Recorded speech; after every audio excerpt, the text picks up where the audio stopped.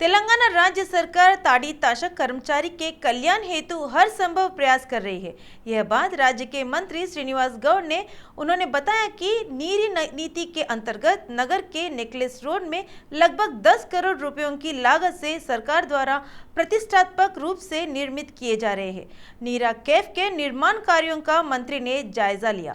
इस अवसर पर मंत्री ने संबोधित करते हुए कहा कि ताड़ी ताशक कर्मचारियों ने कल्याण हेतु आरोग्य प्रदायनी दिव्य अवश्य जरूरी नीरा उपलब्ध कराने के लिए सरकारी नीरा कैफ स्थापित कर रही है।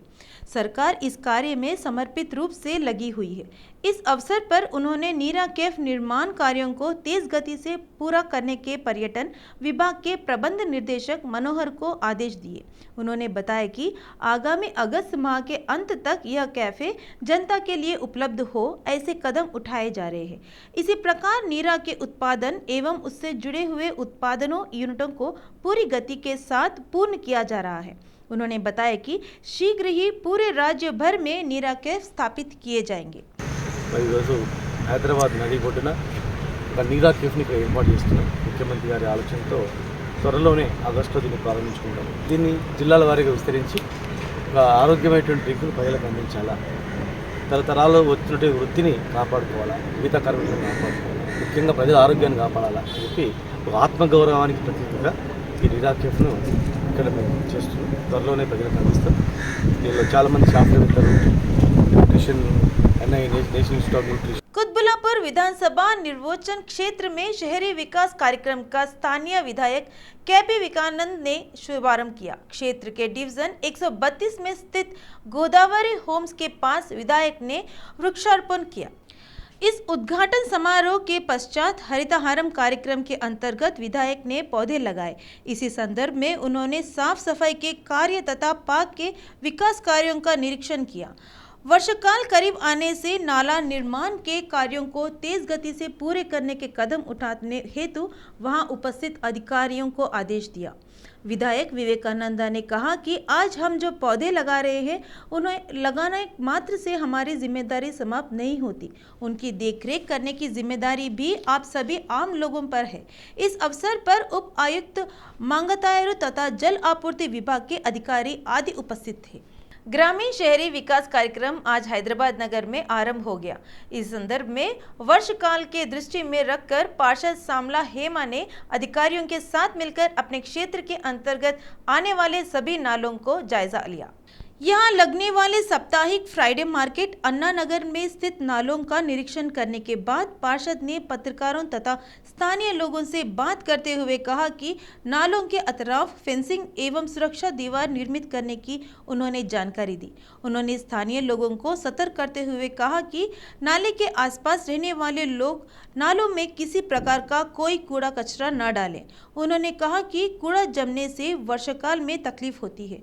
यहाँ निकलने वाला नियमित कचरा उठाने तथा साफ सफाई बनाए रखने के अधिकारियों को आदेश दिए। इस कार्यक्रम में डीईई रघु सहायक अभियंता वेणु सहित अन्य कई कार्यकर्ताओं ने आदि उपस्थित थे। आज से राज्य भर में ग्रामीण शहरी विकास कार्यक्रम का सरकार द्वारा आयोजन किया जा रहा है। इस संदर्भ में बंसीलाल पेट के विविध डिवीजनों में विधानसभा के उपाध्यक्ष टी पद्मा राव ने शहरी विकास कार्यक्रम का उद्घाटन किया। शहरी विकास कार्यक्रम के अंतर्गत बेगमपेट सर्किल के उप आयुक्त मुकुंद रेड्डी, स्थानीय पार्षद कुर्मा हेमलता पद्माराव, नगर इंचार्ज गुरम्मा पवन कुमार गौड़ ने इस कार्यक्रम में भाग लेकर लोगों को ग्रामीण एवं शहरी विकास के संदर्भ में कई विषयों से अवगत कराते हुए उनके सतर्क किया।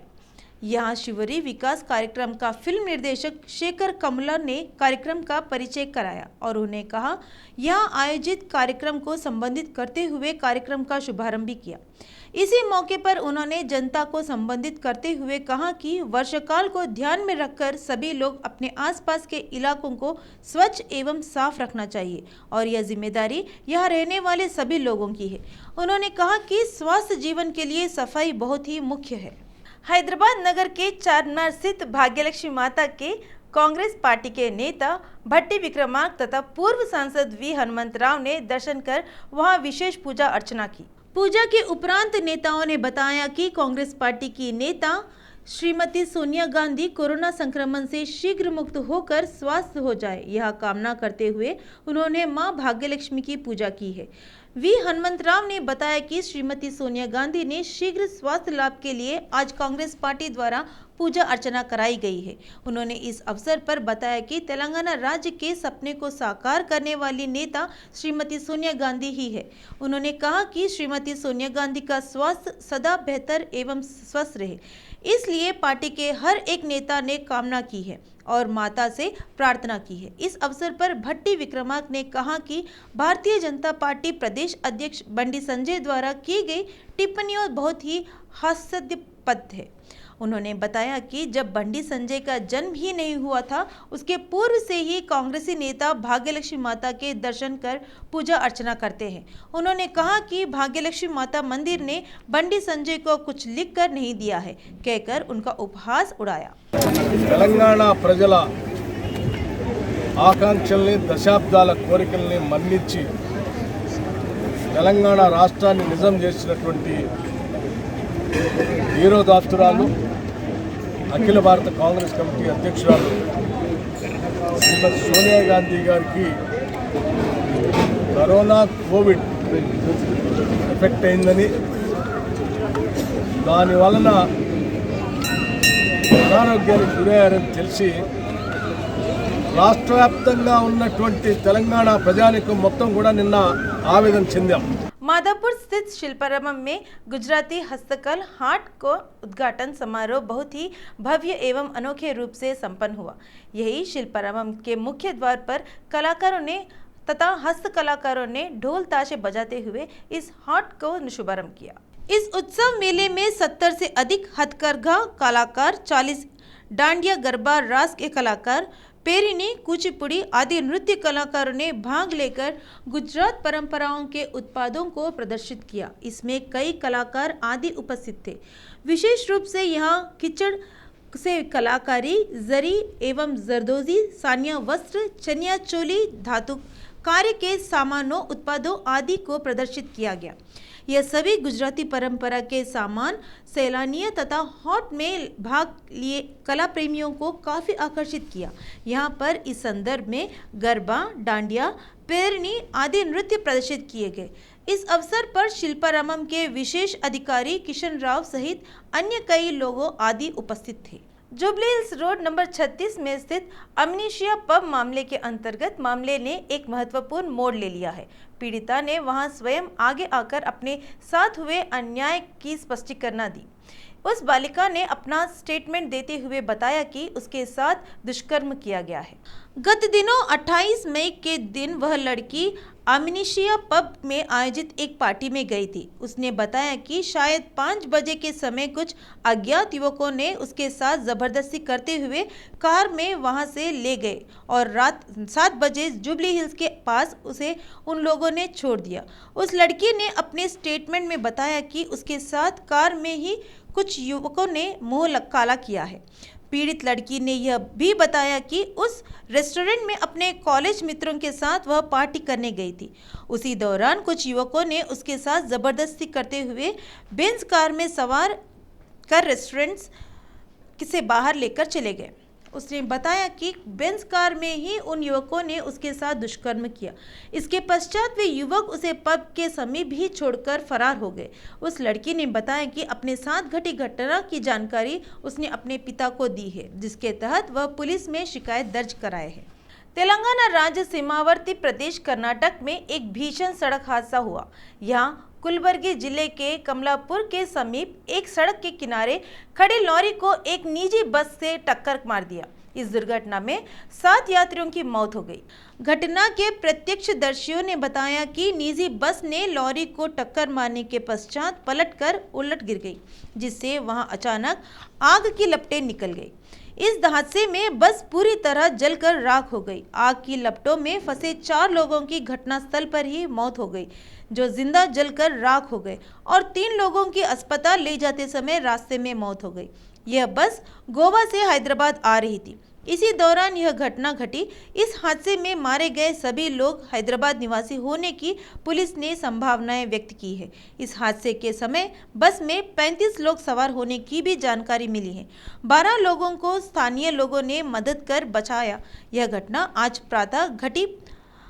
हादसे की जानकारी मिलते ही घटनास्थल पहुंची पुलिस ने मामला दर्ज कर आगे की जांच पड़ताल आरंभ कर दी है। అసలు వీళ్ళు 26 మంది ఇక్కడ నుంచి బుక్ చేసుకొని వెళ్ళడం జరిగిందండి. ఎక్కడి నుంచి ఇక్కడ అంటే ఇక్కడ సుచిత్ర నుంచే బయలుదేరారండి వాళ్ళు, ఎవరైతే చెందారో వాళ్ళు 7 మంది ప్రయాణికులు ఎదురయ్యారు.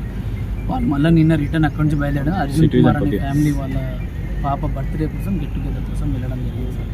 అందరూ సేఫ్గానే బయలుదేరాలి. అక్కడి నుంచి అంతా బాగానే ఉంది. రిటర్న్లో మన గుల్బర్గా దగ్గర వచ్చిన తర్వాత ఆపోజిట్లో ఒక గూడ్స్ వెహికల్ మినీ బండి రావడం, మా డ్రైవర్ దాన్ని తప్పించడం జరిగింది.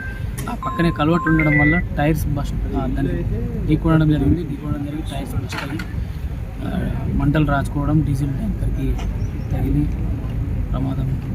भारत देश में फिर एक बार कोरोना की लहर छूटेगी क्या? इस सवाल पर हाँ कहने की स्थितियां बनती जा रही है। गत कुछ दिनों पूर्व तक काफी कम मामले दर्ज हो रहे थे, जो अचानक बढ़ गए हैं। नए वेरिएंट ओ के साथ भारत में नए मामलों की संख्या भी बढ़ती जा रही है। भारत में बीते 24 घंटे के दौरान 4000 से अधिक नए मामले दर्ज हुए हैं, जो चौंकाने वाले तथा चिंता का विषय बनने हुए। लगभग 84 दिनों के बाद देश में 4000 से अधिक मामले दर्ज हुए हैं, जिससे अब तक कुल कोरोना मामले की संख्या 4,31,68,585 पर पहुंच गई है। देश में इस वक्त सक्रिय मामले की संख्या 21,177 पर बढ़ गई है। वहीं कोरोना से 10 लोगों की जान चली गई है। इन मौतों के साथ मिलकर देश में अब तक कोरोना के साथ मरने वाले की संख्या 5,24,651 पर पहुंच गई है। मौसम विभाग ने बताया कि मानसून के बादल सक्रिय रूप से आगे बढ़ते जा रहे हैं। आकलन के समय से पूर्व ही केरल के राज्य में प्रवेश किए मानसून के बादल अब उत्तर पूर्वी भारत की ओर फैलते जा रहे हैं। इसके परिणाम स्वरूप आगामी 2-3 दिनों में असम, मेघालय आदि राज्यों में भारी बरसात होने की भारतीय मौसम विभाग ने आकलन लगाते हुए जानकारी दी। मौसम विभाग के अधिकारियों ने बताया कि कल तक मानसून के बादल गोवा पहुंच सकते हैं की संभावनाएं नजर आ रही है। उन्होंने बताया कि पश्चिम उत्तरी बंगाल की खाड़ी में वैसे कुछ क्षेत्रों में तथा उत्तर पूर्वी एवं पूर्व मध्य बंगाल के खाड़ी में कुछ क्षेत्रों पर जैसे मिजोरम, मणिपुर, नागालैंड के अधिकांश क्षेत्रों में मानसून के बादल बहुत ही तेज रफ्तार के साथ आगे बढ़ रहे हैं। उत्तरी बंगाल की खाड़ी के कुछ क्षेत्रों के में आने वाले 2-3 दिनों में मध्य उत्तर बंगाल की खाड़ी सहित ईशान्य राज्यों में तथा उसके बचे हुए शेष इलाकों में मानसून के बादल और भी आगे बढ़ते हुए भारी बारिश होने की संभावनाएं हैं नजर आ रही है। मौसम विभाग ने बारिशों के मौसम में लोगों को सतर्क रहने के निर्देश दिए हैं।